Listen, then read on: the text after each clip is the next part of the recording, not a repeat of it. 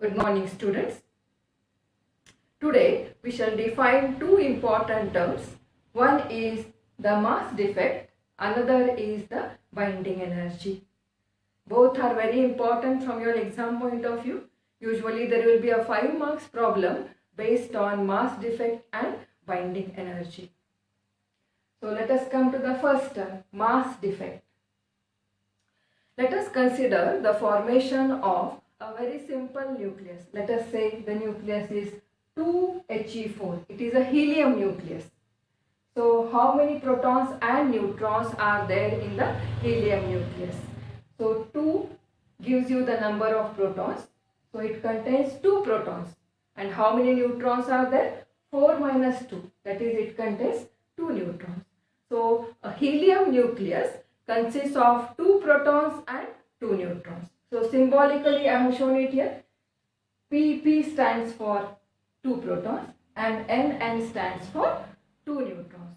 So we are having 2 protons and 2 neutrons. They combine to form a helium nucleus. So this is a helium nucleus. It consists again of 2 protons and 2 neutrons. These are the nucleons in the free state. They combine to form a nucleus and they will be in the bound state. Now let us try to compare masses on both the sides. So before combining also we have 2 protons and 2 neutrons. After combining also we have a nucleus consisting of 2 protons and 2 neutrons. So what about the mass? You will expect that mass on both sides should remain the same because the number of nucleons are the same. But it is always found that the mass of the nucleus is less than the mass of the nucleons. So certain mass is lost when the nucleons combine to form a nucleus, and this difference in mass between mass of the nucleons and mass of the nucleus is called as the mass defect. So how do you define the mass defect? I have written it here. The mass defect is the difference between mass of constituent nucleons and the mass of a nucleus. Now let us write an expression for mass defect. Let us take a general nucleus ZXA. So last time we have seen how many protons and neutrons are there inside this nucleus. So this nucleus contains Z protons and it contains A minus Z number of neutrons. Let us say mass of one proton is Mp and mass of one neutron is Mn. Now we have to find out the total mass of Z protons and A minus Z neutrons. So that will be nothing but mass of all the nucleons. So one proton has got a mass Mp. So Z protons will have a mass Zmp. Similarly, one neutron has a mass Mn. Therefore, A minus Z neutrons will have a mass A minus Z into Mn. So what is the total mass of protons and neutrons? That is Zmp plus A minus Z into Mn. So this will give you the mass of all the constituent nucleons minus mass of the nucleus. Let us denote it as M. So minus M. So this is the formula to find out the mass defect, delta M. Now just now we have seen that whenever the nucleons combine to form a nucleus, certain mass is lost. So we have seen Einstein's mass energy relation. What is that relation? It is E is equals to mc square. The meaning of this relation is mass and energy are equivalent. So if certain mass is lost, the meaning is certain mass disappears. Therefore, according to Einstein's relation, an equivalent amount of energy should appear. That is, energy will be released during the formation of a nucleus. And this energy released during the formation of a nucleus is called as the binding energy. So I have written the definition very clearly here. During formation of a nucleus, energy is released and this energy is called as the binding energy. So 2 points are very clear. Whenever a nucleus is formed, mass is lost and that loss in mass is called as mass defect, and an equivalent amount of energy is released, and that energy released is called as the binding energy. So we can represent like this: nucleons combine to form a nucleus, energy will be released, so plus energy. So it is just like an exothermic reaction. Some energy will be released whenever the nucleons combine to form a nucleus. Now what happens in the reverse process?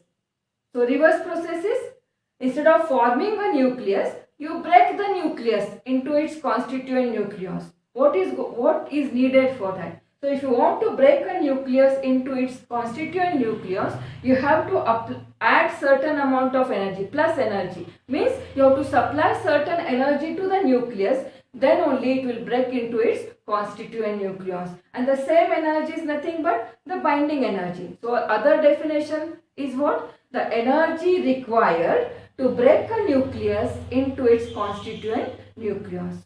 So I have written the definition here. Binding energy can also be defined as the energy required to break a nucleus into its constituent nucleons.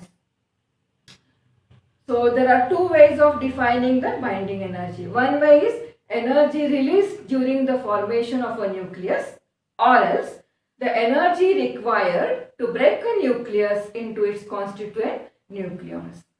Now let us write a formula for the binding energy. Let us say delta M is the mass defect. So what is the binding energy? So you have to use Einstein's mass energy relation. So E equals to mc square. Here M is replaced by delta M. So what will be the energy released? Binding energy EB will be equals to delta M into C square. So what are the units of delta M and energy here? If delta M will be in the SI system, that is kilogram, therefore energy will be in joules. Now, in nuclear physics, we have seen that the mass is very small. So we use a smaller unit, that is we call it as the atomic mass unit U. In the previous lecture, we have seen that 1 U is equivalent to 931.5 MeV of energy. So directly here mass is converted to energy. There is no need of C square. Now if the mass defect delta M is expressed in U, then directly you can convert it to energy. So directly 1 U is 931.5 MeV of energy. Therefore delta M mass will be equal to delta M into 931.5 MeV of energy. So if delta M is in atomic mass unit U, then directly you have to multiply it by 931.5. So unit will be MeV. So much energy is released. So what are the points we have covered now? We have defined two important terms. One is the mass defect, another is the binding energy. What is mass defect? Whenever the nucleons combine to form a nucleus, certain mass is lost. That is, mass of a nucleus is less than mass of the nucleons. The difference between mass of nucleons and the mass of the nucleus is called as the mass defect. And this is an expression for mass defect. Delta M, the mass defect, is equal to mass of the nucleons, that is mass of Z protons, ZNP, plus mass of A minus Z neutron, that is plus A minus Z into Mn. So this bracketed quantity is nothing but mass of nucleons minus mass of nucleus, minus M. So we have seen that whenever nucleons combine to form a nucleus, energy is released. Nucleons combine to form a nucleus, energy is released. So this energy is called as the binding energy. Alternatively, if you want to break a nucleus into its constituent nucleus, you have to supply certain amount of energy. So you can also define binding energy as the energy required to break a nucleus into its constituent nucleons. And what is the formula for binding energy? If delta M is in kilogram, then binding energy will be delta M into C square. And if delta M is in atomic mass unit U, then you have to multiply delta M by 931.5. Then binding energy will be MeV. So both the terms, the mass defect and binding energy, are important from your exam point of view. Let us now try to define another term related to binding energy. That term is called as specific binding energy. It is also called as binding energy per nucleon. It is denoted by the letter EBN. So this specific binding energy is defined as the ratio of binding energy of a nucleus to the total number of nucleons inside it. That is, EBN is equals to EB upon A. A is nothing but the mass number, that is nothing but the number of nucleons. Now let us try to understand what is the meaning of this specific binding energy. Just now we have seen that binding energy is the energy required to break a nucleus into its constituent nucleons. Now it is binding energy per nucleon. The meaning is to remove one nucleon from the nucleus, whatever energy is required is called as the specific binding energy. Let us consider a simple example.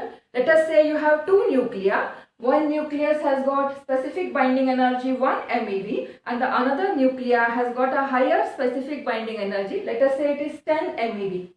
Now let us find out which nucleus is more stable. So 1 MeV, the meaning is 1 MeV of energy is required to remove one nucleon from the first nucleus. Whereas for the second nucleus, higher energy, that is 10 MeV of energy is required to remove one nucleon from it. So which nucleus is more stable? The second nucleus will be more stable because it requires more energy to remove one electron.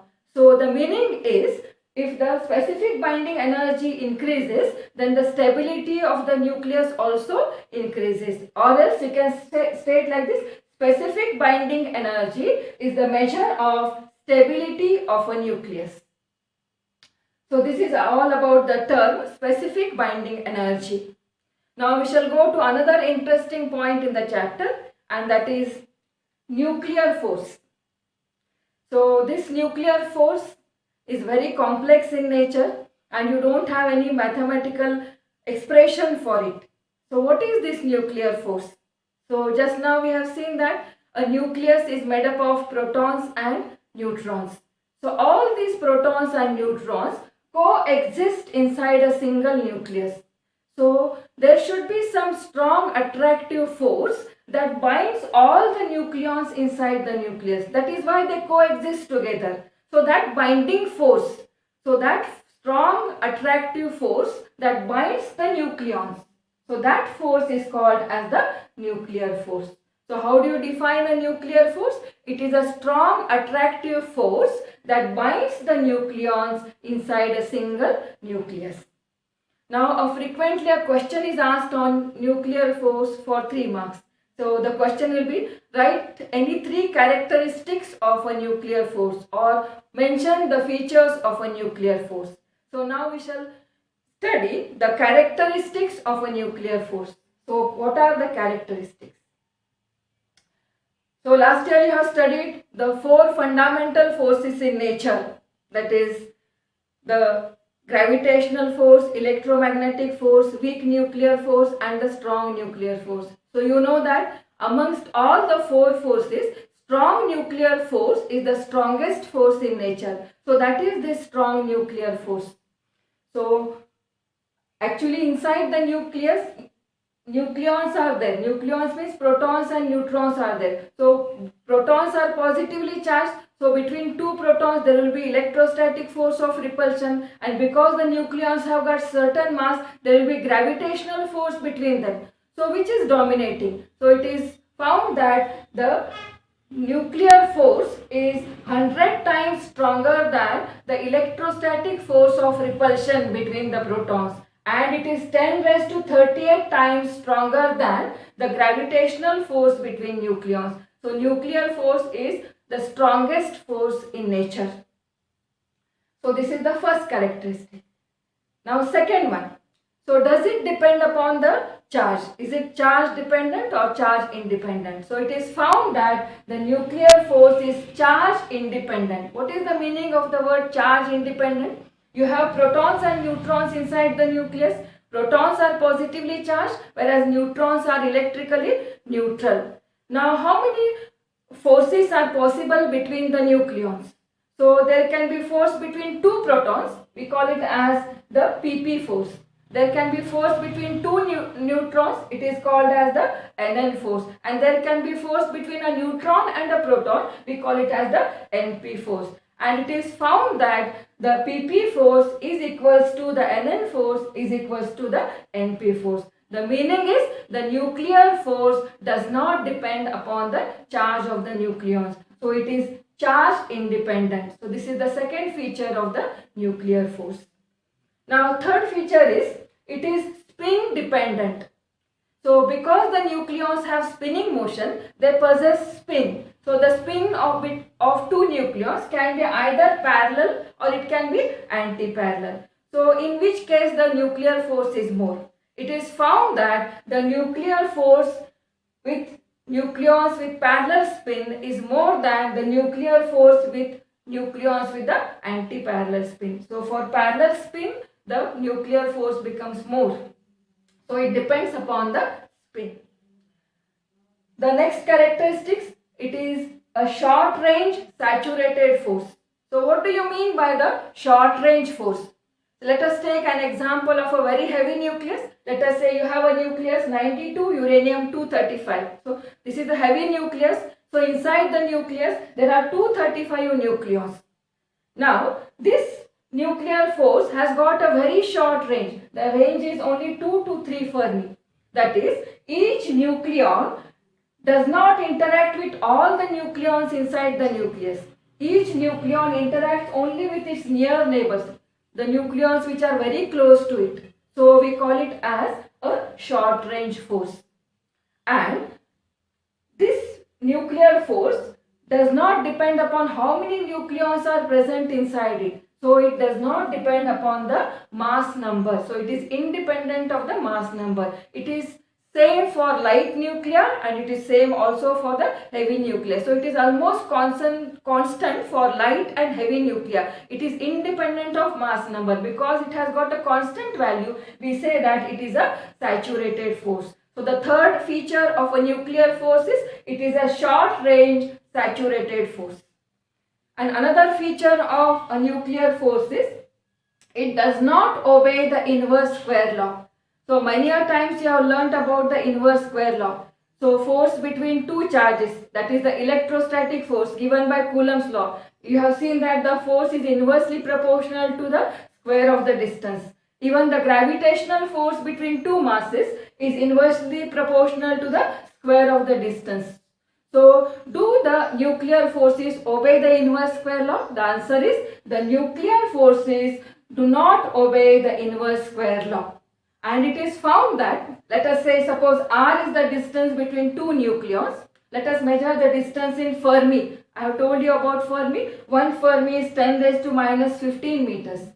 So it is found that if the distance between the two nucleons r is equals to 0.8 Fermi, then the nuclear force is maximum. And if the distance is less than 0.8 Fermi, then the nuclear force between two nucleons is repulsive in nature. And if the distance is greater than 0.8 Fermi, then the nuclear force becomes attractive in nature.